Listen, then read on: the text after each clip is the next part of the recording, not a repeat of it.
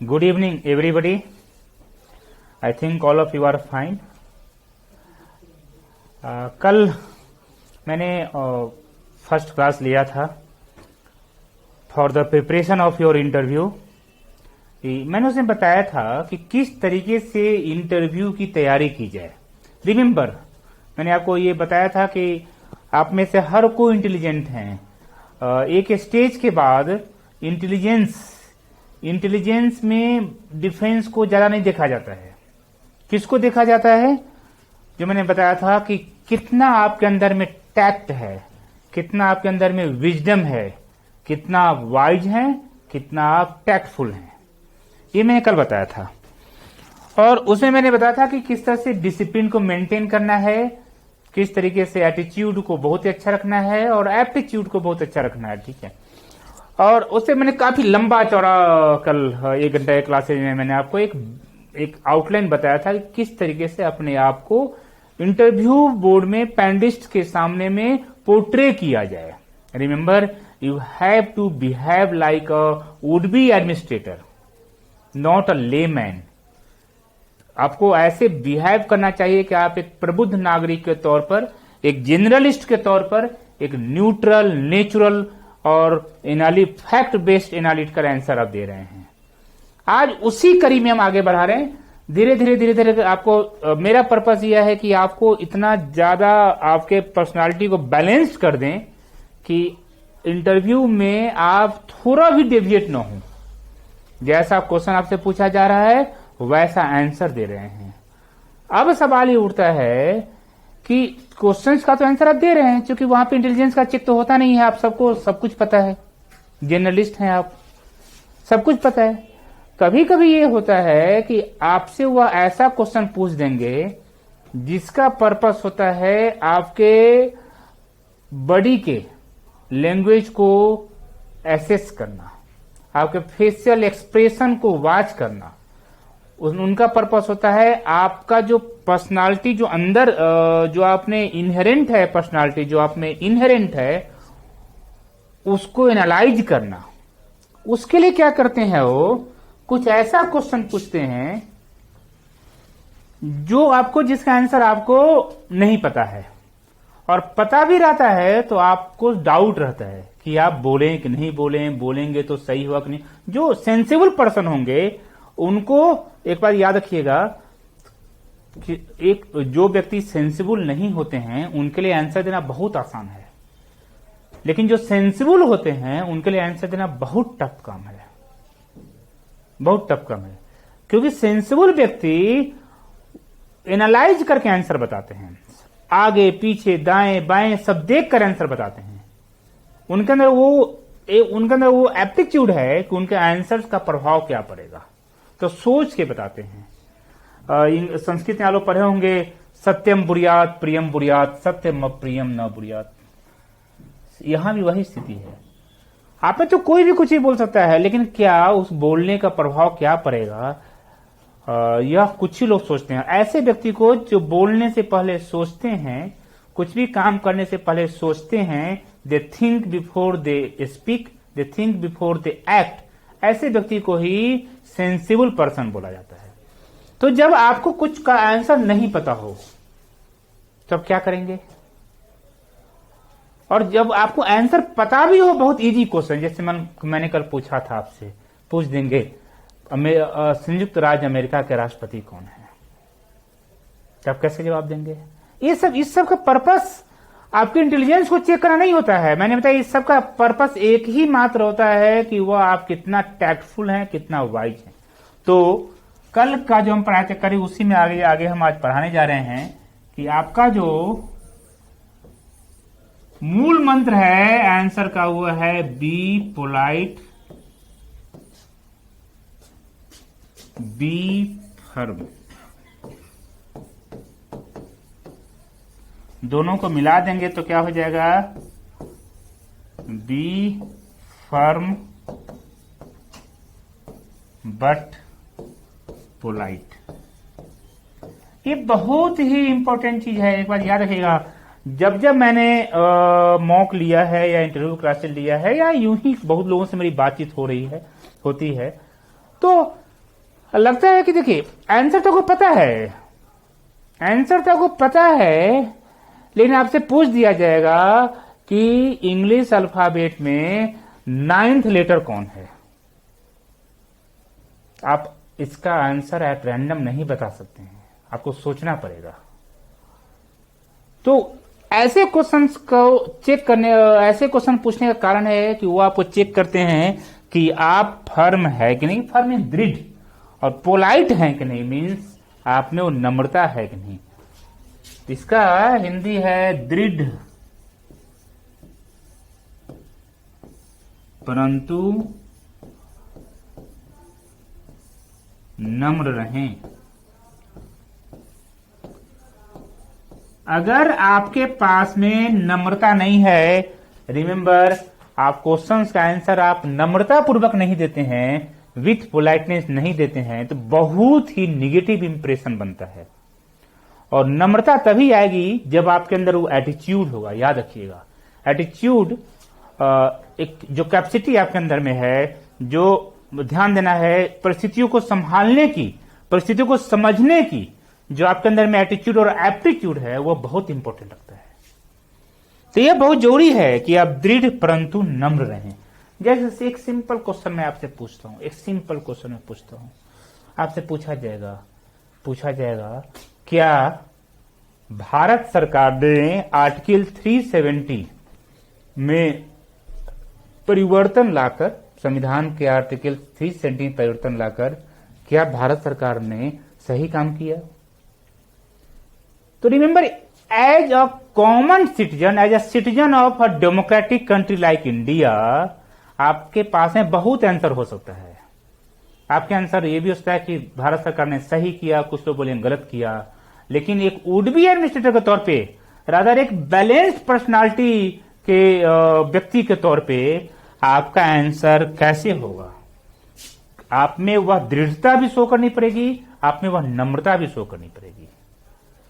आप में से बहुत लोग ऐसे होंगे जो सोचते होंगे कि सरकार कौन होती है?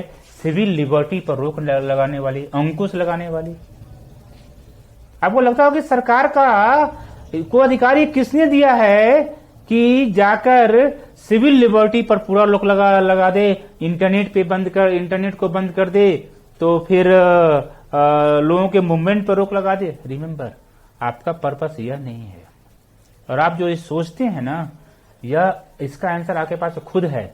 सरकार के पास है सारा पावर है, in the name of maintenance of law and order. वो इस सरकार के पास है सारा पावर। और आप लोग जानते होंगे जो फंडामेंटल राइट्स आपको मिला हुआ है, जो हमको मिला हुआ है, उस पर रीजनेबल रेस्ट्रिक्शंस लगा हुआ है। तो इसका आंसर क्या होगा? सिंपल आंसर इसका यह है, बहुत ही बैलेंस्ड आंसर है, चूंकि यह कानून बन चुका है। रिमेंबर, और कानून बनने के बाद चाहे कोई भी कानून हो, आपके पास में उससे इतर, उससे अलग कोई आंसर नहीं रहना चाहिए। कल मैंने बताया था कि जो भी आपका आंसर होगा, that will be with in the ambit of constitution.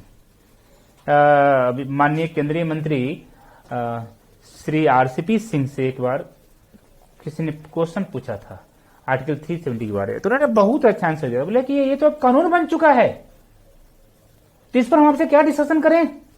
और आपको भी ऐसे क्वेश्चन पूछने की कोई आवश्यकता नहीं होनी चाहिए कि जब कोई कानून बन चुका है, जब वो संवैधानिक प्रावधान हो चुका है, तो उस पर तो किसी तरह का इफ एंड बट होना ही नहीं चाहिए। सवाल ही उठता है, तो आप सर क्वेश्चन पूछा जाएगा, तो आप बोलेंगे यस सर, चूंकि यह भारत सरकार ने एकदम सही कदम उठाया है और यह कानून, यह ऑलरेडी एक संवैधानिक प्रावधान बन चुका है, ऑलरेडी इंडिया में यह एक रूल बन चुका है, अतः इसके बारे में किसी भी तरह का विश्लेषण, इससे इतर, इससे अलावे विश्लेषण करना एक भारतीय के तौर पे अन्याय होगा। जो मेरा ड्यूटी है, जो मेरा फंडामेंटल ड्यूटी है, जो मेरा as an enlightened citizen of India जो मेरी ड्यूटी है, उसको हम फॉलो करेंगे। फिर ये क्वेश्चन पूछा है आपसे, तो क्या भारत सरकार ने जो जम्मू कश्मीर में सिविल लिबर्टीज पे जो प्रतिबंध लगाया था, क्या वह सही था? तो इसका आंसर आपको फंडामेंटल राइट्स के रीजनेबल रेस्ट्रिक्शंस, युक्ति युक्त प्रतिबंध बंधन में आ जाता है।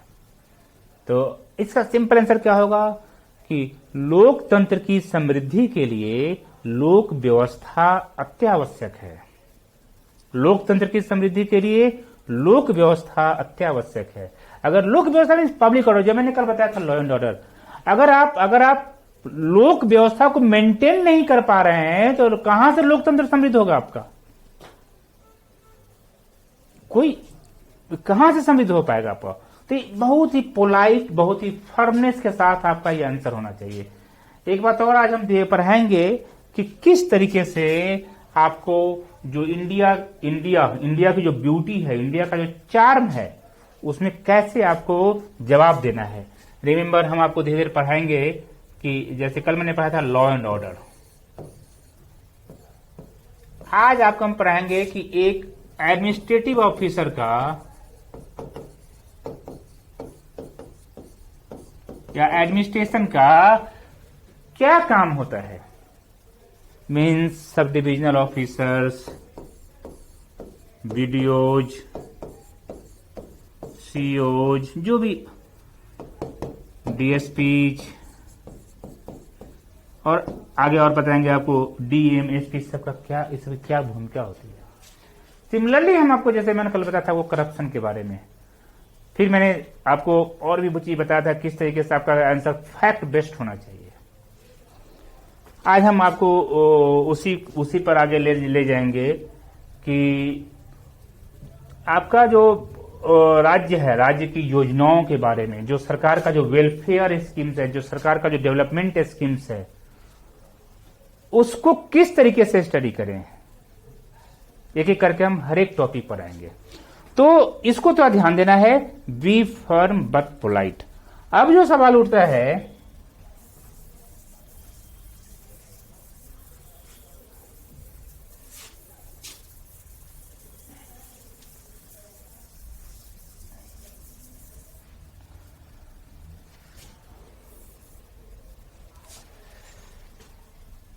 Administration,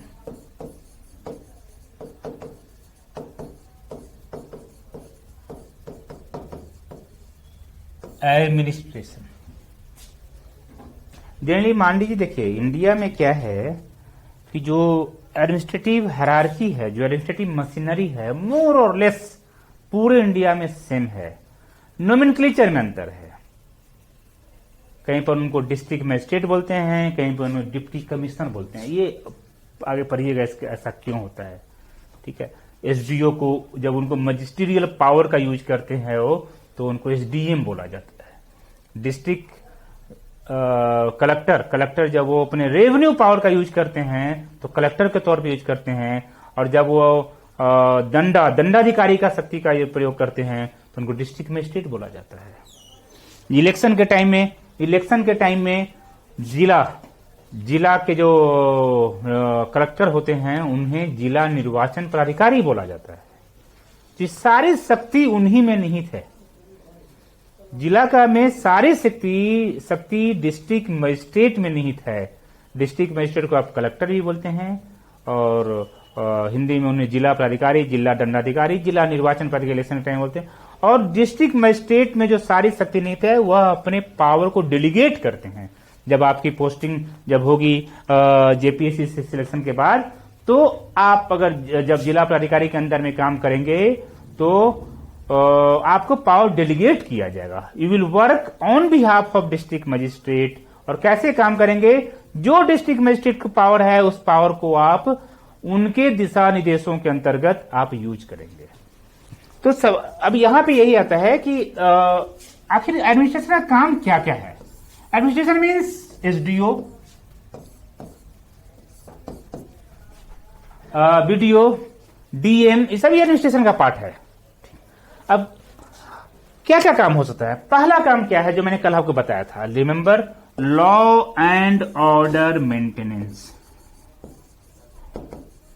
law and order maintenance, यह जो काम है मैंने विधि व्यवस्था संधारण, हिंदी में बोलते हैं विधि व्यवस्था संधारण, यह सबसे इंपॉर्टेंट काम है। जो मैंने अभी बताया था कुछ देर पहले कि जम्मू कश्मीर में अगर सिविल लिबर्टी पर, नागरिकों की स्वतंत्रता पर प्रतिबंध लगाया गया तो उसका कारण यही था, लॉ एंड ऑर्डर मेंटेनेंस। वह संविधान के मूल अधिकारों में जो प्रावधान है उसके अंतर्गत लगाया जाता है। वह सरकार के द्वारा आर्बिट्रेरीनेस नहीं है, स्वेच्छाचारिता नहीं है, किसी भी तरह के नियम का उल्लंघन नहीं है, किसी भी तरह के कानून का उल्लंघन नहीं है। तो लॉ एंड ऑर्डर मेंटेनेंस, जो मैंने कल बताया था कि लॉ एंड ऑर्डर को कैसे मेंटेन किया जाता है, इसके लिए मैंने आपको कल पूरा बहुत ही डिटेल में बताया था कि किस तरीके से फोर्स का किस तरीके से वहां पे किस तरीके से वहां पे मजिस्ट्रेट का ड्यूटेशन किया जाता है। और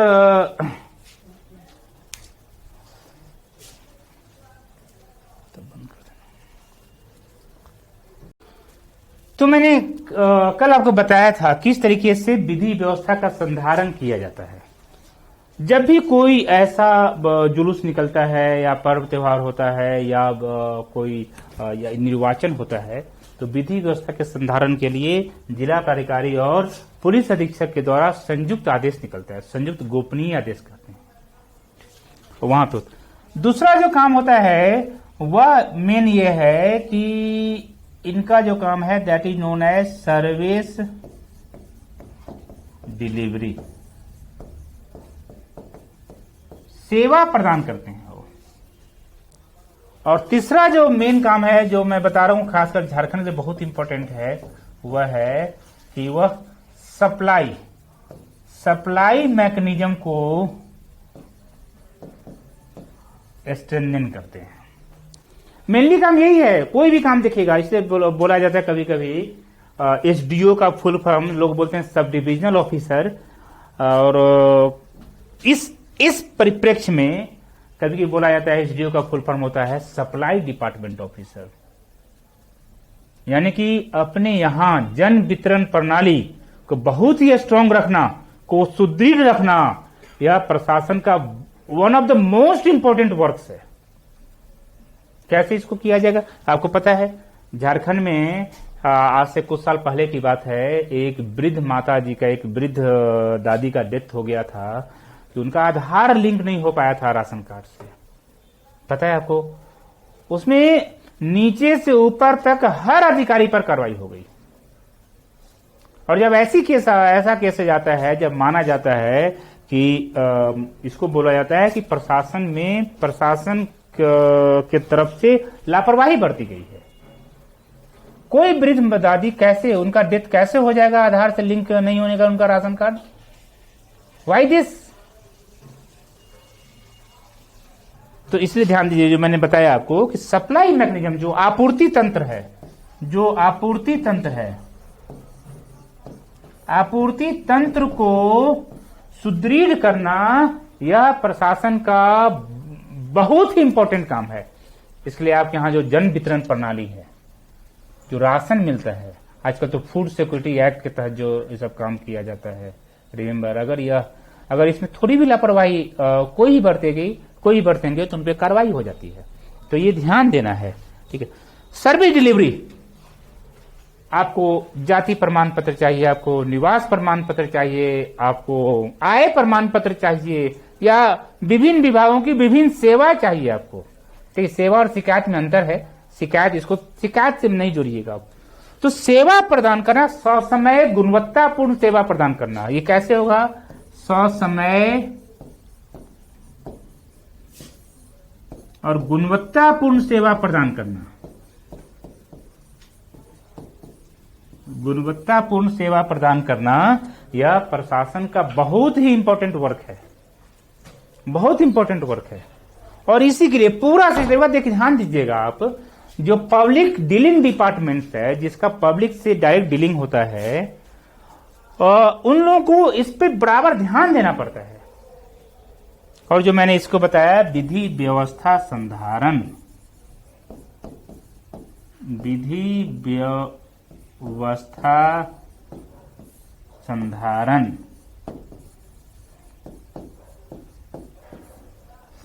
जैसे मैंने कल आपको बताया था कि मजिस्ट्रेट प्लस पुलिस ऑफिसर्स की प्रतिनियुक्ति होती है। और आप जानते हैं अगर आप सिविलियन ऑफिसर बनते हैं, मीन्स अगर आपका पुलिस सर्विस से इतर और दूसरा सर्विस आप लेते हैं, तो अगर आपकी कहीं पर प्रतिनियुक्ति होती है मजिस्ट्रेट के तौर पे, दंडाधिकारी के तौर पे, तो बिना आपके ऑर्डर के आपके प्रतिनियुक्ति वाले स्तर पे कुछ भी नहीं हो सकता है। आपके साथ जो पुलिस फोर्स है, जो लाठीधारी पुलिस है या जो जिसके पास है आर्म्स रखा है, वो आपके ऑर्डर पे ही काम करेंगे। तो देखिए कितना बड़ा इंपॉर्टेंट काम है। आप में उस पूरे जनमानस के बीच में विधि व्यवस्था संधारण करना की जिम्मेदारी आप में निहित है और ये आपका दायित्व है। और रिमेंबर, अगर वहां पे किसी भी तरह की आप चूक बरतते हैं तो आप पर जिम्मेदारी फिक्स की जाती है और आपको उसका जवाब देना पड़ता है कि क्यों हुआ। इसलिए आप ध्यान दीजिएगा, जहां कहीं भी विधि व्यवस्था की समस्या उत्पन्न होती है तो वहां पर संबंधित दंडाधिकारी पर कार्रवाई की जाती है, चाहे वो कार्रवाई उनके द्वारा की गए चूक के समानुपात में होती है। ऐसा तो नहीं है कि अगर चूक उनकी अगर मिनिमल है तो कार्रवाई मैक्सिमल कैसे हो जाएगी। चूक आपके द्वारा की गई चूक के समानुपात में आपके विरुद्ध कार्रवाई की जाएगी। तो ये प्रशासन का बहुत इंपॉर्टेंट काम है। इसलिए मैं बता रहा हूं कि जो एसडीओ होते हैं ये सब कुछ देखते हैं। एसडीओ रिमेंबर अनुमंडल के जो हेड होते हैं, अनुमंडल की सारी शक्तियां अनुमंडलाधिकारी में निहित होती है। और मैंने बताया था आपको कि कहावत है, आपको अच्छा भी लगेगा कि अगर डिस्ट्रिक्ट मजिस्ट्रेट को अपना पावर और बीडीओ को अगर अपना कार्य की संपूर्ण जानकारी हो जाए तो दोनों पागल हो जाएंगे। इसका मतलब क्या हुआ कि जिला प्राधिकारी को इतना शक्ति दिया गया है, जिला प्राधिकारी में इतनी शक्ति निहित है कि अगर वो सारी शक्तियों का उसको नॉलेज हो जाए तो उनको लगेगा कि मैं ऑल पावरफुल हूं जिला में विकास की धारा बहाने के लिए, जिला में पूर्ण शांति स्थापित रखने के लिए और जिला के लोगों का संपूर्ण विकास करने के लिए। जिला प्राधिकारी में शक्ति निहित है और ब्लॉक डेवलपमेंट ऑफिसर को बहुत काम है। एक बात याद रखिएगा, और कोई किसी पद को जाने या ना जाने, लेकिन आम जनता के जिह्वा पर बीडीओ साहब रहते हैं। सब कोई जानते हैं बीडीओ साहब को। बीडीओ साहब को प्रतिदिन सैकड़ों लोगों से पाला पड़ता है। सैकड़ों लोग बीडीओ साहब का दर्शन करने आते हैं और उनसे अनुरोध करने आते हैं। तो मैं बता देखिए, एक बात देखिए, अगर आप जिस किसी भी पद पर जाते हैं तो आपको समझना चाहिए कि आपको अपने पद के साथ न्याय करना है। आप पदाधिकारी बनने जा रहे हैं, उस पद के अगेंस्ट में आप अधिकारी बन रहे हैं, उस पद के साथ आपको न्याय करना है। अगर सपोज कि आपने कहीं जनता दरबार लगाया, आप जन शिकायत के पदाधिकारी बने, आपने कहीं पर जनता दरबार लगाया, उस जनता दरबार में आप पब्लिक के साथ अच्छा व्यवहार नहीं कर रहे हैं, पब्लिक की शिकायतों का निवारण नहीं कर रहे हैं, आप जस्ट पब्लिक की शिकायतों को आप निष्पादन करने में विश्वास करते हैं। देयर इज डिफरेंस बिटवीन निष्पादन एंड निवारण। निष्पादन क्या है? पब्लिक की शिकायत हुई कि सर हमारे यहाँ जो जन वितरण की प्रणाली है उसमें हम लोग को समय पर नहीं मिलता है राशन। तो आपने बोला ठीक है, लाइए एप्लीकेशन, हम उसका जांच करवा रहे हैं। जांच करवा लिया, जांच में उनका जो कंप्लेन है वह सही या गलत कुछ भी हो सकता है। आपने समझा कि इतना ही मेरा काम हो गया, मैंने जांच करवा लिया, तो दिस इज कॉल्ड निष्पादन। आपने उस एप्लीकेशन को डिस्पोज कर दिया, लेकिन आपने उस व्यक्ति विशेष की शिकायत का निवारण नहीं किया। निवारण क्या होना चाहिए? निवारण किसको बोलते हैं? कि अगर उस व्यक्ति की शिकायत है कि उनको समय पर या उनके यहाँ के लोगों को समय पर राशन नहीं मिलता है और सही से राशन नहीं मिलता है, तो जांच करवाकर उन लोगों को समय पर राशन दिलवाना और उस प्रक्रिया को सुदृढ़ करना, उस तंत्र को सुदृढ़ करना ही निवारण कहलाएगा। तो शिकायत का निवारण यही है। इसलिए बिहार में बिहार लोक शिकायत निवारण अधिकार अधिनियम 2016 में लागू किया गया है। और यह इस तरह का अधिनियम और भी जगह है, लेकिन इतना सिस्टमैटिक वे में काम करने वाला बिहार एकमात्र राज्य है। तो वही मैं बताना चाह रहा था कि किस तरीके से आप पब्लिक के साथ डीलिंग करेंगे।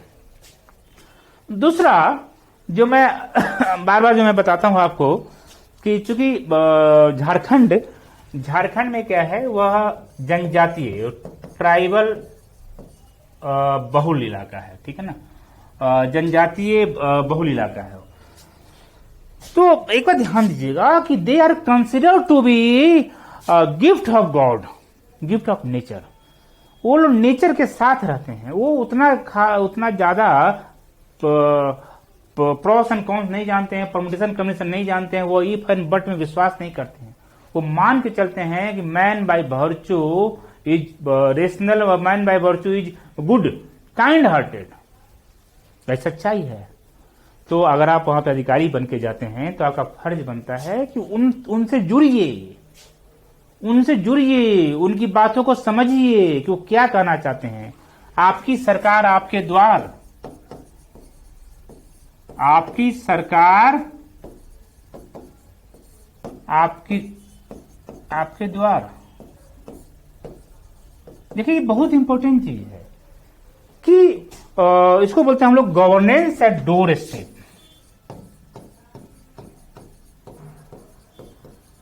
गवर्नेंस एट डोर स्टेप यानी कि आपके दरवाजे तक हम सुशासन को लाएं।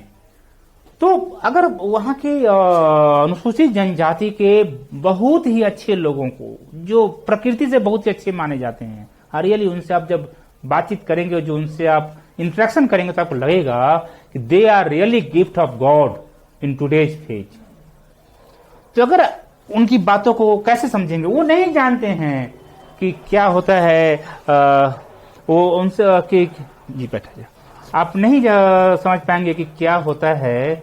उनकी बातों में उस तरह का पूट नहीं आ पाएगा। वो बहुत ही सामान्य ढंग से आपसे वार्तालाप करेंगे। वो तो आपसे बोलेंगे, जी हुजूर हमारे बेटा के कनिक एडमिशन करवा दीजिए, हम सब बीमार छिए, कनिक नीक से कनिक इलाज करवा दीजिए। अब उनको अगर आप प्रक्रिया में उलझा दीजिएगा तो नहीं समझ पाएंगे, क्योंकि प्रक्रिया तो समझते नहीं है उतना। हो आम जनता के साथ जुड़ना आपका काम है। आम जनता को ये विश्वास दिलाइए कि हम आपको हेल्प करेंगे, और प्रशासन हमेशा ही सदैव प्रवृत्त है आपको हेल्प करने के लिए, प्रॉम्प्ट है आपको हेल्प करने के लिए। तो ये इसको कहते हैं governance and at doorstep. और एक बात याद रखिएगा, झारखंड में बहुत ही अच्छा काम हो रहा है। झारखंड गवर्नमेंट का जो काम है वो बहुत ही अच्छा काम हो रहा है।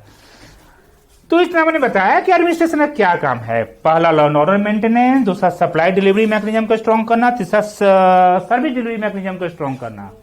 इसी पे पूरा ये अम्ब्रेला है। सरकार जो भी काम करती है, प्रशासन जो भी काम करता है, इसी 3 पैरामीटर, इसी 3 मानदंडों के अनुसार काम करती है। जो सरकार सप्लाई मैकेनिज्म को जितना स्ट्रॉन्ग रखती है, उस राज्य की जनता के बीच में उतनी अधिक संतुष्टि होती है। जिस प्रशासन में सर्विस डिलीवरी मैकेनिज्म बहुत ही स्ट्रांग होता है, सेवा प्रदाता तंत्र बहुत ही सुदृढ़ होता है, वहां के लोग उतने ही ज्यादा सेटिस्फाइड होते हैं। और जहां पे लॉ एंड ऑर्डर मेंटेनेंस होता है, वहां पे विकास की बयार बहती है। सच्चाई है। इसलिए मैंने बताया था जम्मू कश्मीर में क्यों प्रतिबंध लगाया गया था। लोकतंत्र की समृद्धि के लिए लोक व्यवस्था का संधारण अत्यावश्यक है। और इसीलिए एक बात याद रखिएगा, जो मैं बताना चाह रहा था आपको, कि जब आपका सिलेक्शन हो जाएगा तो आप लोग 24/7 ड्यूटी पर माने जाएंगे। आप लोग 24/7 ड्यूटी पर माने जाएंगे। बहुत बार मुझे जब हम मौक लेते हैं तो हम क्वेश्चन पूछते हैं उन लोगों से कि अगर आप कहीं पर रविवार के दिन आप विधि व्यवस्था संधारण में हैं और अचानक आपको फोन आया कि आपकी माताजी बहुत बीमार हैं, आप 5 मिनट के अंदर में आइए, अदरवाइज आपकी माताजी मर जाएंगी। और उसी समय आपको ये भी फोन आ रहा है कि अगर आप उस जगह पे नहीं पहुंचिएगा जहां पे आपकी प्रतिनियुक्ति है, तो वहां पे विधि व्यवस्था बिगड़ जाएगा। तब क्या करेंगे? कहां जाएंगे आप? माताजी से मिलने जाएंगे, माताजी का अंतिम दर्शन करने जाएंगे, या विधि व्यवस्था वाले स्पॉट पे जाएंगे? तो इस तरह का क्वेश्चन आपको आपके पर्सनालिटी को वॉच करने के लिए ऐसा क्वेश्चन किया जाता है। इसका एक ही आंसर होगा कि चूंकि एक अधिकारी के तौर पे मेरा जो प्राइम ड्यूटी है वह है विधि व्यवस्था संधारण, maximum benefit of maximum public. तो अगर ऐसी स्थिति आएगी तो हम निस्संदेह और स्वतः स्फूर्त तरीके से हम जाएंगे विधि व्यवस्था संधारण में, और कोई आंसर नहीं होगा। यह पूछा इसलिए आपको बुलाता है, आप 24/7 ड्यूटी पर रह जाएंगे, चाहे संडे हो, कोई है ना, हॉलीडे हो, फेस्टिवल हो, शाम के 5 बजे बाद का समय हो, या सवेरे 9 बजे से पहले का समय हो। रिमेम्बर, इस मैंने इसलिए बताया कि आपको लगेगा कि संडे को आपको लगेगा कि मैं फ्री हूं, सवेरे 9 बजे से पहले मैं फ्री हूं, शाम के 5 बजे बाद मैं फ्री हूं, हॉलीडे को फ्री हूं, फेस्टिवल को डे फ्री नहीं, ऐसी बात नहीं है। रिमेम्बर, आपको होली अपने घर पे मनाए हुए कई साल हो जाएंगे, दिवाली में घर गए हुए बहुत साल हो जाएंगे। हो सकता है और लोग दिवाली में अपने घर पे पटाखा छोड़ रहे हो और आप विधि व्यवस्था संधारण में लगे हों। लेकिन ध्यान दीजिए कि एक अधिकारी के तौर पे अगर आप इस तरीके के ड्यूटी में संलग्न हैं तो आपको बहुत ही आनंद की अनुभूति होगी, बहुत आनंद की अनुभूति होगी। तो इसलिए मैं बार बार कहता हूं कि आप 24/7 ड्यूटी पर रहेंगे आप। और जब आप मुख्यालय छोड़ें, मुख्यालय का मीनिंग है जहां पे आपकी पोस्टिंग होगी उसको मुख्यालय बोला जाता है, और आप मुख्यालय छोड़ेंगे तो आपको सक्षम पदाधिकारी से अनुमति लेके मुख्यालय छोड़नी पड़ेगी, चाहे वो संडे हो, चाहे हॉलीडे हो, चाहे फेस्टिवल हो, चाहे सवेरे 9 बजे से पहले हो या शाम में 5 बजे के बाद हो, या कभी भी हो। मुख्यालय छोड़ने के लिए आपको संबंधित सक्षम पदाधिकारी से आपको अनुमति लेके ही छोड़ना पड़ेगा, क्योंकि आप माने जाते हैं कि 24/7 ड्यूटी पर हैं। You are not officer for your particular office, you are a field officer. आप फील्ड ऑफिस, इसलिए मैं बता रहा था कल कि आप तो हो सकता है सवेरे 5 बजे निकल जाएं, सवेरे 5 बजे निकल जाएं कहीं पर विधि व्यवस्था संधारण में, इंक्रोचमेंट हटाने में, या मनरेगा इंदिरा आवास जांच में, इंदिरा आवास योजना के जांच में निकल जाएं आप। अब इसका नाम वैसे प्रधानमंत्री आवास योजना हो गया है। तो अगर आप जांच में निकलेंगे, एक लंबे इलाके में आपको जांच करने जाना है, तो क्या आप ऑफिस समय से पहुंच पाएंगे? नहीं पहुंच पाएंगे। लेकिन आप माने जाएंगे ड्यूटी पर है, आपका कोई अटेंडेंस तो बनता नहीं है, आप माने जाएंगे कहीं भी हैं तो आप माने जाएंगे ड्यूटी पर हैं। इसीलिए मैं बता रहा हूं कि आप 24/7 आपको हमेशा ही मुस्तैद रहना होगा कि कब आपको किधर कूच करना पड़ जाए। हो सकता है कभी रात में 9 बजे मीटिंग हो, क्यों नहीं हो सकता है भाई? अगर मान लीजिए कि आपके यहां बाढ़ आ गई है, आपके यहां बाढ़ आ गई है, आपके यहां भूकंप में लोग प्रभावित हो गए हैं, कहीं आगजनी हो गई है, तो आप ये कैसे बोल सकते हैं कि मैं अभी ऑफिस के बाद मैं नहीं जाऊंगा? ऑफिस के लिए तो आपके कर्मी ऑलरेडी हैं ही, जो ऑफिस टाइम में ऑफिस में काम करते हैं, और उनका बाजाप्ते अटेंडेंस बनता है, चाहे बायोमेट्रिक अटेंडेंस हो, चाहे वो हाजिरी पर अटेंडेंस बनता हो। आप तो ऐसा बोल ही नहीं सकते हैं, क्योंकि आप 24/7 ड्यूटी पर है।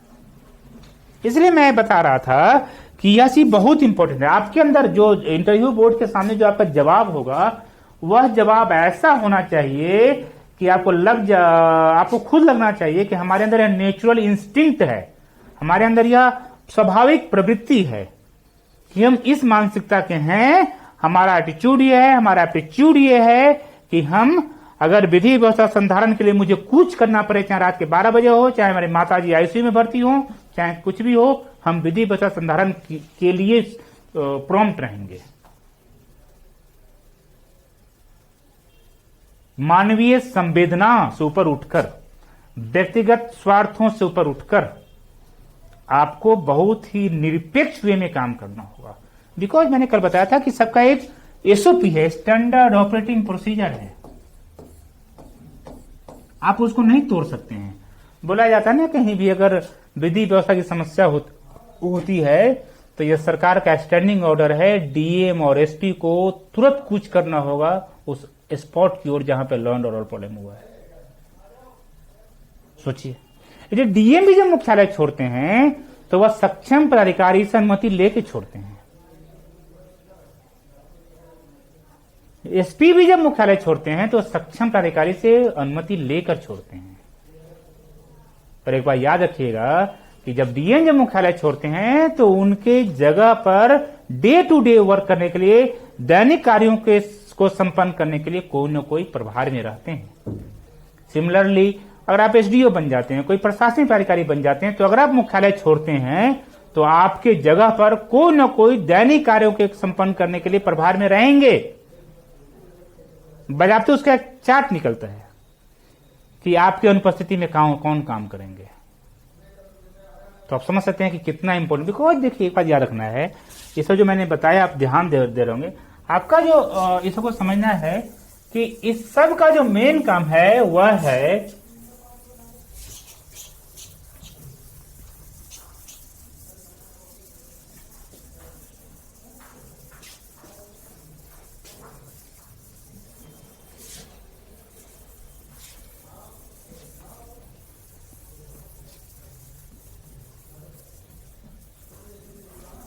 इस सब का जो मेन काम है वह है पब्लिक इंटरेस्ट,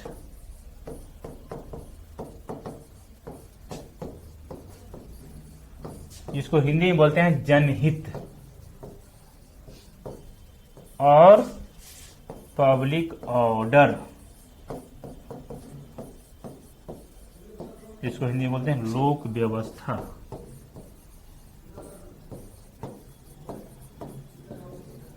इसका मेन काम यही है, प्रशासन का मेन काम यही है, पब्लिक इंटरेस्ट को मैक्सिमाइज करना, पब्लिक इंटरेस्ट के लिए काम करना। पब्लिक का जो काम है, पब्लिक का क्या काम है, जो मैंने बताया था आपको, उनको समय पर उनको सर्विस मिले, समय उनका उनको सप्लाई मैकेनिज्म में कोई दिक्कत ना हो, लॉ एंड ऑर्डर मेंटेन हो, तो यही पब्लिक इंटरेस्ट और पब्लिक ऑर्डर है। इसलिए आप देखिएगा, जब भी आप जब अधिकारी बन जाते तो आप ऑर्डर निकालेंगे, कार्य हित में या जनहित में यह काम किया जाना अत्यावश्यक है। और आप ऐसा लिखते हैं तो माना जाता है कि आपको उसकी समझ है।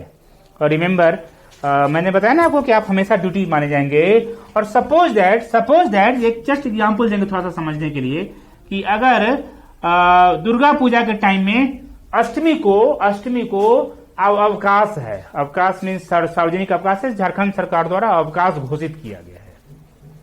लेकिन मैंने बताया कि आप तो अवकाश का सदुपयोग कर नहीं सकते हैं बिना सक्षम प्राधिकारी की अनुमति के, और आप उस दिन ड्यूटी पर हैं, विधि व्यवस्था संधारण ड्यूटी पे हैं, आपकी प्रतिनियुक्ति कहीं पर है जहां विधि व्यवस्था संधारण की आवश्यकता है।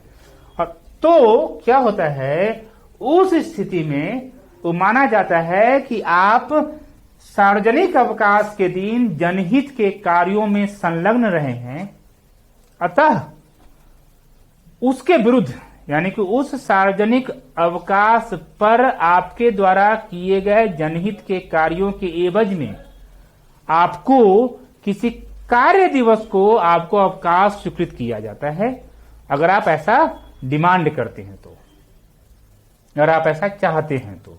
देख कितनी बड़ी बात है, सरकार कभी किसी के साथ अन्याय नहीं करती है, सरकार कभी किसी के साथ अन्याय नहीं करती है। ये बात ध्यान रखना है, जो मैंने कल बताया आपको कि अगर आप नीति को समझिएगा, आपको लगेगा, देखिएगा तो आपको लगेगा कि जो परसेप्शन जो बना दिया गया है वह गलत बना दिया गया है, और आपका काम उस छवि को भी सुधारना है। आपका काम, मैंने बताया आपको कि एक प्रशासक के तौर पे आपका काम प्रशासन की छवि को जनता के बीच में बहुत ही साफ रखना है। इसलिए जब भी होता है तो उसको बोला जाता है, जब भी कोई घटना घट जाती है तो वो अधिकारी ज्यादा सफल माने जाते हैं जो कम्युनिटी पुलिसिंग को स्ट्रांग किए रहते हैं, जिनका नेटवर्क बहुत स्ट्रांग होता है। और आजकल तो व्हाट्सएप का जमाना है, पता चला कि अमेरिका से कोई ऐसा सेंटेंस वहां से निकला और आपके गिरिडीह में जाके गिरिडीह के लोगों के बीच में विद्रोह कर दिया और गिरिडीह के लोग रोड पर उतर आए। बाद में पता चलता है कि नहीं, यह बहुत ही गलत, जो अमेरिका से जो कुछ लोगों ने ऐसा किया है, उनका अपना वेस्टेड इंटरेस्ट था। तो इसलिए मैं बताता हूं कि ऐसी स्थिति में कम्युनिटी पुलिसिंग बहुत ही इंपॉर्टेंट होता है। क्या पूरी समुदाय हर जगह, जैसे मान लीजिए कि 100 लोगों के बीच में आपके 3-4 अपने लोग हैं, अपने लोग ऐसे हैं जो रूल ऑफ लॉ के अनुसार काम करते हैं, तो वैसे लोगों से आप आराम से हर स्थिति को सुधार सकते हैं। मैं चाह रहा था इसमें एक एक करके कि कैसे किस तरह से आंसर हो। तो आपको देखिएगा, जब भी आपका कोई आंसर होगा, इंटरव्यू के पैनलिस्ट जब भी कोई क्वेश्चन पूछते हैं सरकार के एक्शन के बारे में, तो आप इस दोनों टर्म का यूज कर सकते हैं कि to maximise public interest, to preserve public interest and to maintain public order. ये बहुत इंपॉर्टेंट चीज मैंने बताया। आपके हर क्वेश्चन का आंसर कॉन्स्टिट्यूशन में छुपा हुआ है, चाहे वह सरकार के द्वारा कोई सामाजिक आर्थिक कार्यक्रम क्यों लागू किया जाता है, पब्लिक इंटरेस्ट के लिए। दुर्गा पूजा में या कुछ ऐसी जब अतिक्रमण हटाने की बात होती है या कभी लोग धरना प्रदर्शन कर लेते हैं, तो सरकार द्वारा क्यों वहां पर निषेधाज्ञा लागू की जाती है? पब्लिक ऑर्डर को मेंटेन करने के लिए। तो जनता को अगर कुछ लोगों को ये लगता है कि जो नहीं बताता है कि जो हाईली लिबरल है, अल्ट्रा लिबरल है, उनको लगता है कि अगर लोग रोड पे अगर रोड को जाम कर रहे हैं तो सरकार रोड को जाम होने दे। अरे भाई, ऐसी बातें नहीं है। सरकार को पब्लिक ऑर्डर, सरकार का मूल काम है पब्लिक ऑर्डर को मेंटेन करना। और रोड जाम का मैंने बताया कि लोक व्यवस्था अगर सुधरी ही नहीं है, लोक व्यवस्था अगर सुदृढ़ नहीं है, तो लोकतंत्र कभी समृद्ध हो ही नहीं सकता है आपका। तो इसी पर मैं बताना चाह रहा। अब आता है जो मैं बताऊंगा कि गवर्नेंस एंड गवर्नमेंट।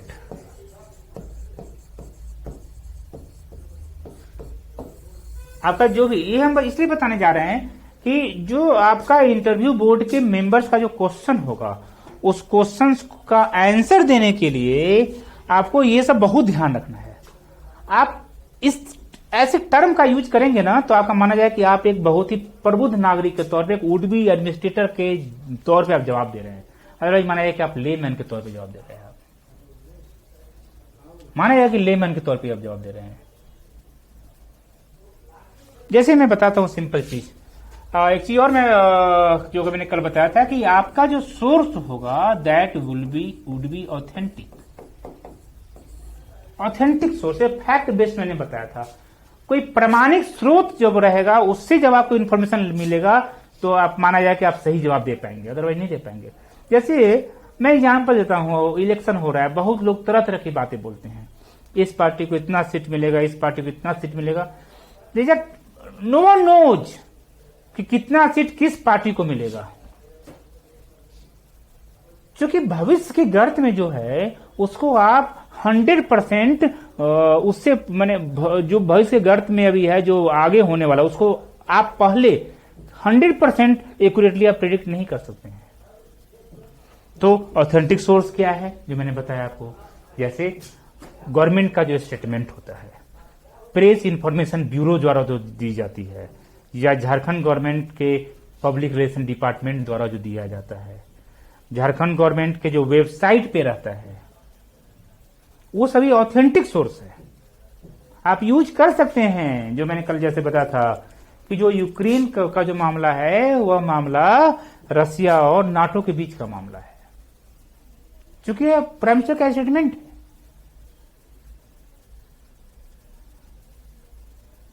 अगर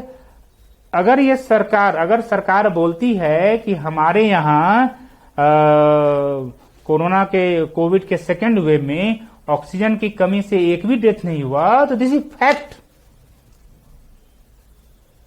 फैक्ट। आपका इससे इतर, इससे बियॉन्ड कोई आइडिया नहीं होना चाहिए। क्यों ये फैक्ट है?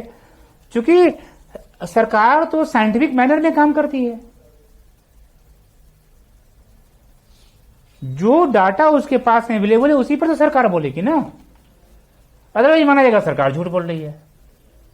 तो सरकार सत्य बोल रही है और उस पर किसी तरह का विवाद नहीं होना चाहिए, और इसी को बोलते हैं ऑथेंटिक सोर्स। तो मैंने जो बताया कि आपका जो आंसर होगा इंटरव्यू ये बात जाएगा, 15-20 मिनट ही अपने आप को डिसिप्लिन्ड वे में जवाब देना है, बहुत ही अच्छे एटीट्यूड और एप्टीट्यूड के साथ। तो मैं बता रहा हूं कि वो जो आंसर जो है ना, आंसर देने में ये सब काफी काम देगा। हर सेंटेंस काफी काम देगा, हर वर्ड काफी काम देगा, तो सब आंसर देने। अब जैसे मैं बताना चाह रहा था इसमें कि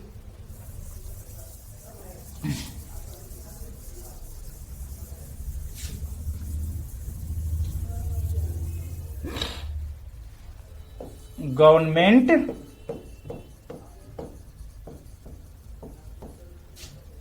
एंड गवर्नेंस, इसमें एक झारखंड के लिए, खासकर झारखंड में इस पे काफी चर्चा होती है। और आप होलिस्टिक वे में देखें तो इस पे चर्चा हर जगह होती है। कंपेयर टू वेस्टर्न कंट्रीज माना जाता है जो ईस्टर्न कंट्रीज हैं वहां पे अभी गवर्नेंस उतना सुदृढ़ नहीं हो पाया है, और गवर्नमेंट जो ना बहुत ही हार्डकोर मैनर में काम करती है। तो इसको तो समझना होगा, इसलिए मैंने आपको लिखवाया था governance not government, governance at your door step, प्रशासन आपके द्वार, सुशासन आपके द्वार। तो क्या दोनों में क्या डिफरेंस है, क्या रिलेशनशिप है, एक ही मैं बता दूं आपको कि आप जानते होंगे राज्य की परिभाषा, जो पॉलिटिकल डिफिनेशन है वो बोला जाता है कि राज्य की परिभाषा आप जानते होंगे कि राज्य एक संस्था है जिसके पास में 4 अवयव होते हैं, 4 कंपोनेंट होता है, उसको राज्य कहते हैं। कौन कौन 4 कंपोनेंट है?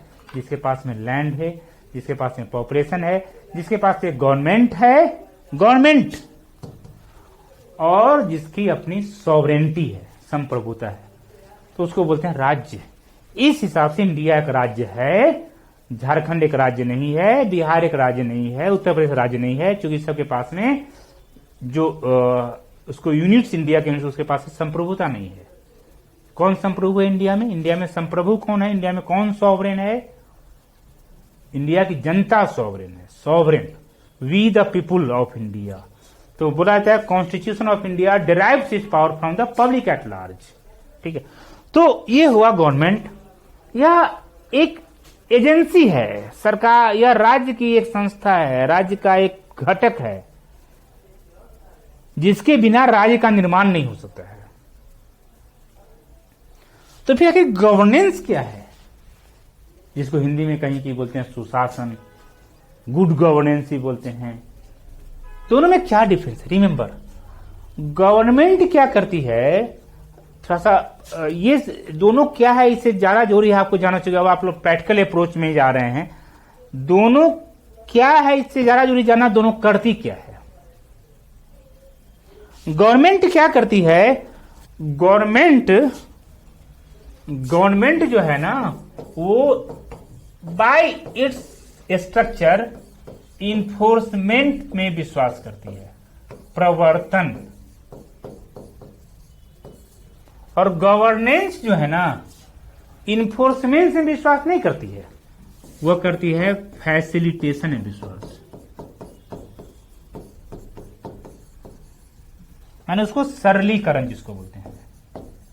और भी कुछ आप हिंदी लिख सकते हैं, क्योंकि ये सब टर्म जो है ना ग्लोबलाइज वर्ल्ड का टर्म है, इसलिए हर जगह आपको हिंदी नहीं मिलेगा। ठीक है, मैंने हिंदी बताने की मैंने कोशिश किया है।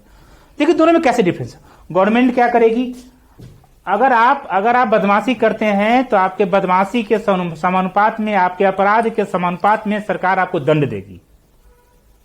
सरकार उसमें कहीं गलत नहीं है। उस दंड में आपके विरुद्ध आर्थिक फाइन भी हो सकता है, आपके विरुद्ध जेल भी हो सकता है, और आपके विरुद्ध मृत्युदंड भी हो सकता है, कुछ भी हो सकता है। और गवर्नेंस में क्या होता है? नहीं। तो ये बात ध्यान देना है कि वह सरकार क्या कभी स्ट्रांग होगी जो अपने जनता को पनिशमेंट देती है, या जिसके मैक्सिमम लोग पर कार्रवाई चल रहा हो। तो माना जाता है कि उस देश का जो सिविल सोसाइटी है ना, सिविल सोसाइटी जो मैंने बताया था पहले, नागरिक समाज माना जाता है कि वहां की सिविल सोसाइटी बहुत ही पुअर है। सवाल बात सही है ना। जिस समाज के लोग गंदे हो जाएं, गंदे का मीनिंग क्या है? अगर वो शिक्षा पर ध्यान न दें, अगर वो महिलाओं की स्वतंत्रता, महिलाओं की सेफ्टी पर ध्यान न दें, वहां के वृद्ध और परेशान हों, माता पिता परेशान हों, तो कहां से माना जाएगा कि वहां वो समाज अच्छा है? नहीं माना जाएगा। तो सरकार क्या करती है? वो सरकार जो मानी जाती है कि हम परिवर्तन माने इन्फोर्स करेंगे कि अगर आप बदमाशी कर रहे हैं तो आपके विरुद्ध कार्रवाई करेंगे। अब क्या है कि वो समय नहीं है, क्योंकि माना जाता है कि भाई हमारा पर्पस है नहीं। आजकल बोला जाता है, इधर रशिया यूक्रेन के बारे में बोला जाता है कि चाहे ईरान इराक में बारे में बोला जाता है कि दो चीज है, एक है रेजिम चेंज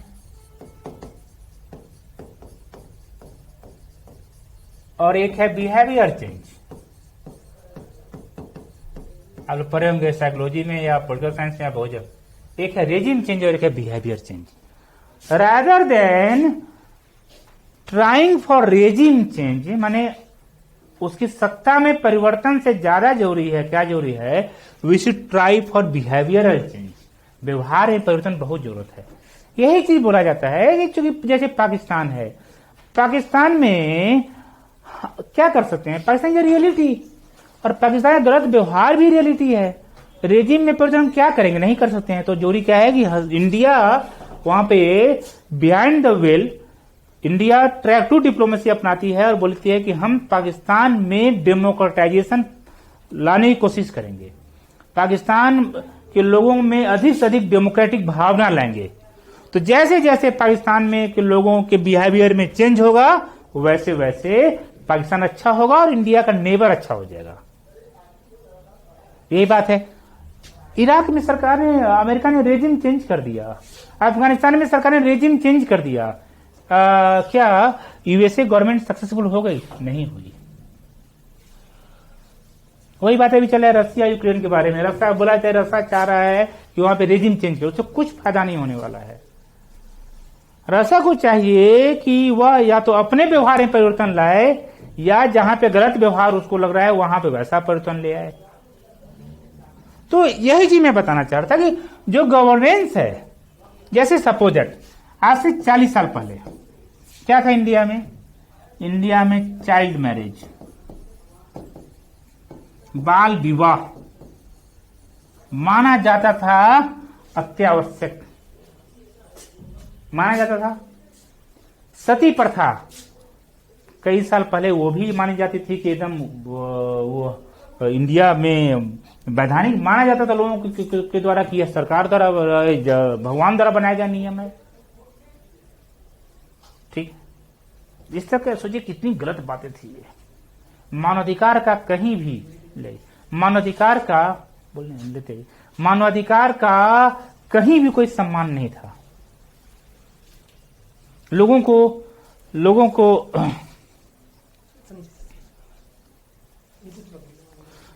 को यह बताने में, समझाने में बहुत समय लग जाता था कि भाई बाल विवाह बहुत गलत चीज है, शराब बहुत गलत चीज है, दहेज प्रथा बहुत गलत चीज है, सती प्रथा बहुत गलत चीज है। या झारखंड में जो हर जगह बुराइयां हैं, हर जगह कुरीतियां हैं, उन कुरीतियों को दूर करना बहुत आवश्यक है। तो सरकार क्या विवश करके ऐसा काम कर सकती है? नहीं कर सकती है। सरकार विवश करके ऐसा काम नहीं कर सकती है। आपको याद होगा जब परिवार नियोजन के लिए इंडिया में 70-80 में जब वो शुरू किया गया था अभियान, तो लोगों को एकदम विवश जब कर दिया गया था तो माना गया कि परिवार नियोजन का जो अभियान था फेल कर गया। और आज आप देखिए, कोई भी इंडियन नहीं चाहता है कि वह परिवार नियोजन का जो मापदंड है उसका उल्लंघन करे। एक समय था जब हर व्यक्ति को 4, 5, 6, 7 बच्चे हुआ करते थे।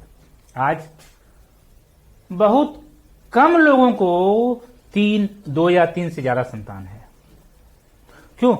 क्योंकि वो सरकार ने उनको एजुकेट किया, सरकार ने उनको बताया कि what are the benefits of a small family. तो वहां पे सरकार ने गवर्नेंस को सुदृढ़ किया, सरकार ने फैसिलिटेट किया, उसको एजुकेशन देकर, उसको सही माहौल देकर, उसको अच्छी भावना उसके अंदर कि को उत्पन्न करके। देखिए बहुत सक्सेसफुल है। और इंडिया एक ऐसा महान कंट्री है, मैंने बताया था वो कि India is the most florist democracy of the world. India दुनिया का सर्वाधिक सुविकसित प्रजातंत्र है। यह दुनिया के हर विचारक ने स्वीकार कर लिया है, या दुनिया के हर पॉलिटिकल साइंटिस्ट ने स्वीकार कर लिया है, हर थ्योरिस्ट ने स्वीकार कर लिया है। हम एक मात्र ऐसा कंट्री है वर्ल्ड में जो डेमोक्रेसी को पहले अपनाए और विकास अपने डेमोक्रेटिक फ्रेमवर्क में कर रहे हैं। दुनिया में कोई ऐसा कंट्री नहीं है जो विकास से पहले डेमोक्रेटिक हो गया। हम आज भी डेवलपिंग कंट्री हैं, लेकिन डेमोक्रेटिक कंट्री हैं शुरू से ही। जब आप देखिए चाइना को, चाइना बहुत ही डेवलप कर रहा है, क्या डेमोक्रेटिक है? नहीं है। देखिए सिंगापुर को, क्या डेमोक्रेटिक है? नहीं है। देखिए आप संयुक्त राज्य अमेरिका को, क्या संयुक्त राज्य अमेरिका डेमोक्रेटिक फ्रेमवर्क में विकास करा? नो, पहले वह विकसित हो चुका था, तब वह डेमोक्रेसी को अपनाया। देखिए फ्रांस को, पहले उसने विकास का जो आयाम था उसको प्राप्त कर लिया, तब डेमोक्रेसी को अपनाया। देखिए यूनाइटेड किंगडम को, दुनिया का एकमात्र कंट्री इंडिया है जिसका डेवलपमेंट फुल्ली डेमोक्रेटिक है, जिसका डेवलपमेंट फुल्ली डेमोक्रेटिक फ्रेमवर्क के अंदर है। इसी को हम लोग बोलते हैं idea of India. Idea of India हम धीरे धीरे एक करके बताएंगे। ये सब चीज हम इसलिए बताने जा रहे हैं कि ये सब आपको एक बैलेंस्ड आंसर देने में हेल्प करेगा इंटरव्यू में।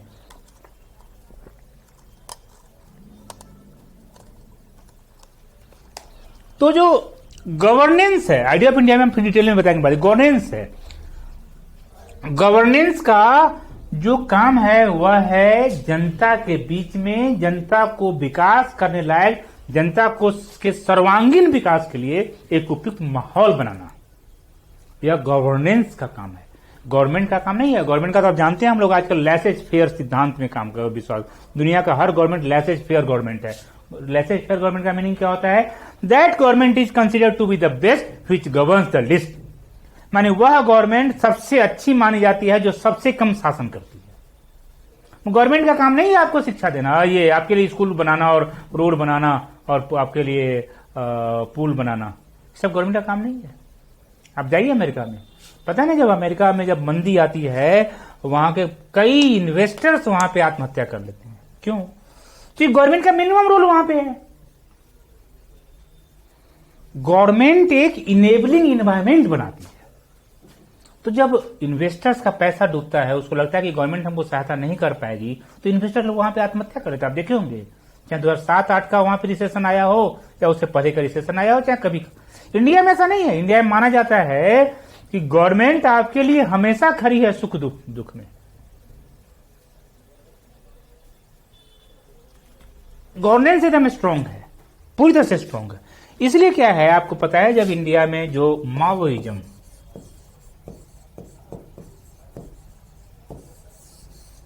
जो टैकल करने की बात है, नक्सलवाद, इस पे हम डिटेल कभी क्लास लेंगे, क्योंकि झारखंड के लिए बहुत बड़ा मुद्दा है। जो माओइज्म को टैकल करने की बात है, अब माओइज्म को गवर्नमेंट नहीं टैकल कर सकती है।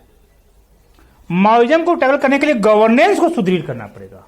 और गवर्नेंस को सुदृढ़ करने का मतलब है डोर स्टेप पर गवर्नेंस को पहुंचाना होगा। आप भाई वो तो हमारे लोग हैं ना, जिनको आप सो कॉल्ड माओविस्ट कहते हैं, जिनको आप सो कॉल्ड अलग अलग नाम से पुकारते हैं, नक्सलिस्ट, माओविस्ट, क्या वह बाहर से आए हैं? नहीं, वो तो इंडिया के लोग हैं, वह झारखंड के निवासी हैं। तो फिर उन लोगों को आप क्रश कैसे कर सकते हैं? आप और सबको जेल दे देंगे, आप सब पर कार्रवाई कर देंगे, तो फिर आपके यहां लोग रहेंगे कौन? और एक बात बोला, चाहे देश वैसा ही होता है जैसे वहां के लोग होते हैं। अगर इंडिया में अगर मुकेश अंबानी नहीं होते, इंडिया में अगर नारायण मूर्ति नहीं होते, इंडिया में अगर ये नंदन नीलकेनी नहीं होते, इंडिया में अगर रतन टाटा नहीं होते, तो इंडिया का नाम होता क्या? वो बोला जाता है कि what is difference between India and China. तो बहुत ही अच्छा एक आंसर था कि the biggest difference between India and China is that India has Narayana Murthy while China does not have. सोचिए, हमारे यहां के लोग इतने अच्छे हैं कि इंडिया का नाम पूरी दुनिया में है। आपको पता है ना, इंडिया बहुत पैरामीटर पे वर्ल्ड में फर्स्ट है। आप बताइए कि अमेरिकन कंपनी अपने वर्क को आउटसोर्स करती है हैदराबाद और बंगलोर से। कंपनी बात है, एक बुक आई है वर्ल्ड इज फ्लैट, आज से 15 साल पहले आई थी, थॉमस फ्रीडमैन, न्यूयॉर्क टाइम्स के कॉलमनिस्ट ने उसको लिखे हुए हैं। उसको पढ़िए, आपको लगेगा कि किस तरीके से इंडिया फेमस, किस तरह से इंडिया वर्ल्ड का एकमात्र कंट्री है जो पूरे वर्ल्ड के डेवलपमेंट के रोल मॉडल है। चाहे वो अफ्रीका का कंट्री हो, चाहे वो एशिया का कंट्री हो, चाहे इवन अमेरिका का, लैटिन अमेरिका कंट्री या कोई भी हो, ये जो रोल मॉडल काम करता है वो इंडिया करता है, न कि चाइना करता है। दुनिया का कोई कंट्री नहीं चाहता है कि चाइना को इमिटेट करे। No country of the world wants to imitate China. क्यों? कि चाइना के बारे में आज ही बोला जाता है। एक बुक आई थी, the possible collapse of China. China के बारे में आज ही बोला जाता है कि चाइना में डेवलपमेंट तो हो रहा है, मान लीजिए बहुत अधिक डेवलपमेंट हो गया है, लेकिन लोग वहां के असंतुष्ट हैं। सेटिस्फैक्शन इंडेक्स पे चाइना बहुत नीचे है। और जिस तरह आपको मैंने बताया था एक बार, आप लोगों को तो अभी नए हैं, पहले वाले क्लासेज में और लोगों को जो मैंने पढ़ाया था उसमें बताया था कि देखिए, अगर सेटिस्फैक्शन इंडेक्स जो होता है, ये सब इसलिए बता रहे हैं कि आपको इंटरव्यू में बहुत अच्छा आंसर देने में हेल्प करेगा। जैसा क्वेश्चन पूछेगा, सेटिस्फैक्शन इंडेक्स जो है, इंडियंस बहुत आगे है, बहुत ऊपर है संतुष्टि मानक पे, और चाइनीज कहीं नहीं है। क्यों? आपको मैंने बताया था ना, ये आप लोग पढ़े होंगे कि जो सोवियत यूनियन था, यूएसएसआर, उसने पेरेस्ट्रोइका और ग्लासनोस्ट दोनों को एक साथ शुरू कर दिया। पेरेस्ट्रोइका का मीनिंग है रीस्ट्रक्चरिंग ऑफ इकोनॉमी, और ग्लासनोस्ट का मीनिंग है ओपननेस, डेमोक्रेटाइजेशन। तो उसने इकोनॉमी को रीस्ट्रक्चरिंग करना शुरू कर दिया और लोगों को प्रजातांत्रिक अधिकार देना शुरू कर दिया। फल ये हुआ कि लोगों को जो समस्या थी, लोग वहां पे आवाज उठाना शुरू कर दिए। और चूंकि वहां की गवर्नमेंट बोली नहीं, हम लोगों की भावनाओं के अनुसार चलेंगे, और सोवियत यूनियन 15 पार्ट में टूट गया। चाइना ने क्या किया था, उसने पेरेस्ट्रोइका तो चालू किया, मीन्स इकोनॉमी में सुधार लाना चालू किया, लेकिन लोगों को उसने ग्लासनोस्ट नहीं दिया। माने वहां पर डेमोक्रेसी नाम की कोई चीज नहीं है। तो लोगों का वहां पे विकास तो काफी हो रहा है चाइना का, दिन दुनी रात चौगुनी से विकास हो रहा है, लेकिन क्या माना जाता है कि चाइना दुनिया के लिए खतरा है। माने चाइना का अपना पॉलिसी है पीसफुल राइज ऑफ चाइना। अब बोला जाता है कि यह जो है ना गलत है, पीसफुल राइज चाइना का होता है, हो नहीं रहा है, वो दुनिया के लिए खतरा है। और इसलिए दुनिया के लिए चाइना कोई रोल मॉडल नहीं है, इंडिया का रोल मॉडल है। तो बोला जाता है कि चाइना में जैसे जैसे जैसे जैसे डेमोक्रेटाइजेशन आएगा, प्रजातांत्रिकरण होगा, वैसे वैसे वैसे वैसे चाइना टूटता जाएगा। और ये सच्चाई है। इसलिए बोला जाता है कि this is the most important difference between India and China, कि India has already passed the litmus test of democracy which China has not. तो इसी को हम बोलते हैं आइडिया ऑफ इंडिया। क्या है? तो जो माओइज्म जो इंडिया में है, आप झारखंड में जो है, इसको दूर करने के लिए क्या जरूरत है? क्या जरूरत है? एक सशक्त सरकार बनाने से ज्यादा जरूरी है एक सुदृढ़ शासन देना।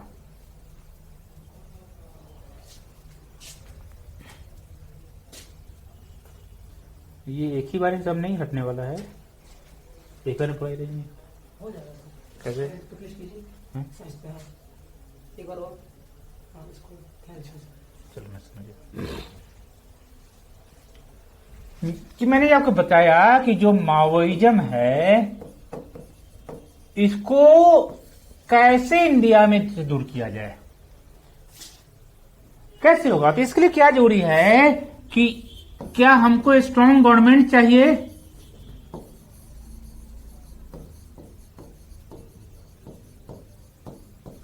क्या हमको स्ट्रांग गवर्नमेंट चाहिए? नो नो, यानी कि हमारे कहने का मतलब ये था कि हमको निरंकुश सरकार नहीं चाहिए। स्ट्रांग का मीनिंग यहां पे कहा निरंकुश, निरंकुश सरकार नहीं चाहिए। हमें क्या चाहिए? Good governance. क्या चाहिए? गुड गवर्नेंस, सुशासन चाहिए। गुड गवर्नेंस क्या करती है? देखिए मैंने आपको बताया था, जैसे गवर्नमेंट क्या करेगी, गवर्नमेंट विश्वास करती है दंड व्यवस्था में, तो गवर्नमेंट का पार्ट है दंड देना। लोक व्यवस्था, मान लीजिए कि कोई बदमाशी करता है तो उसके समानुपात में दंड देना। गवर्नेंस में क्या है कि वह पब्लिक के लिए एक अच्छा माहौल बनाती है। क्या क्या इसका पार्ट है? वह एजुकेशन देगी पब्लिक को, वह इनेबलिंग इन्वायरमेंट बनाएगी,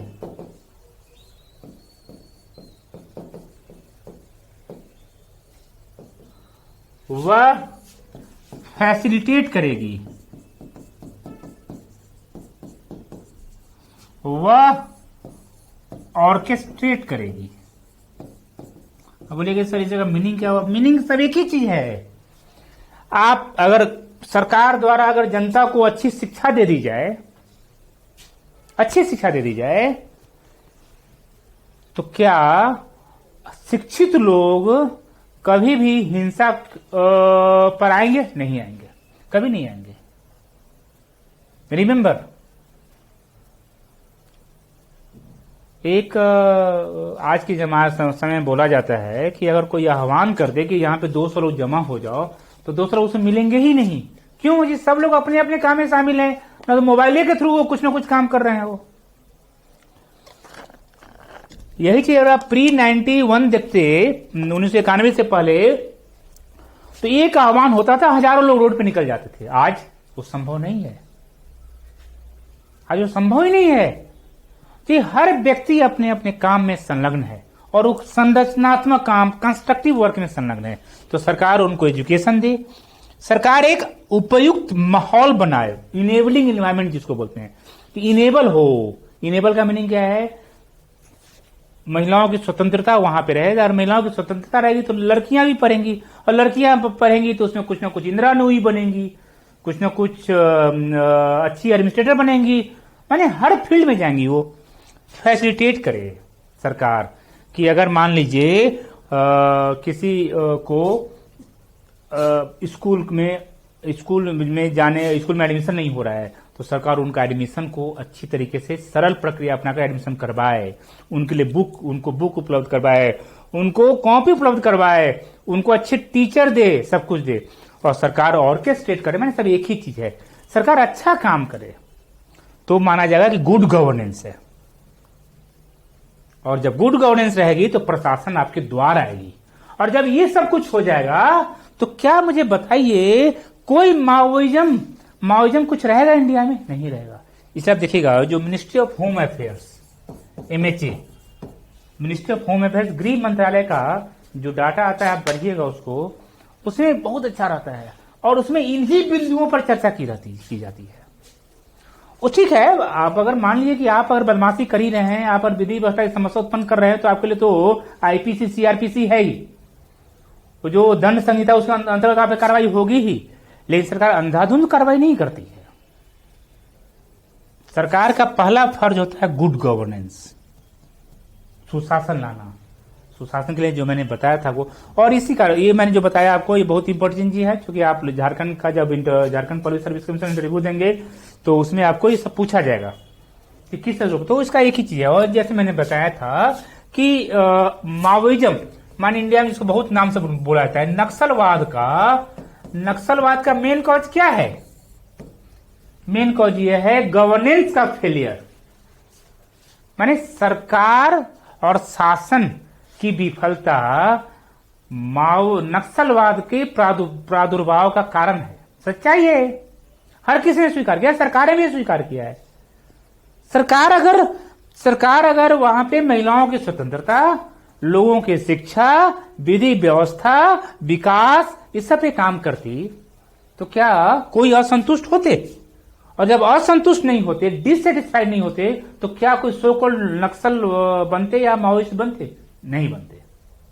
इसलिए मैं कह रहा हूं कि इस पर थोड़ा सा ध्यान देना है कि किस तरीके से आंसर, देखा ध्यान देना है। इस सबका मेरा जो कल भी जो मैंने क्लास लिया था और आज भी जो मैंने लिया है और आगे भी जो हम लेंगे, इसका एकमात्र पर्पस यह है कि आपको बहुत ही बैलेंस्ड वे में आंसर देना सिखाएं।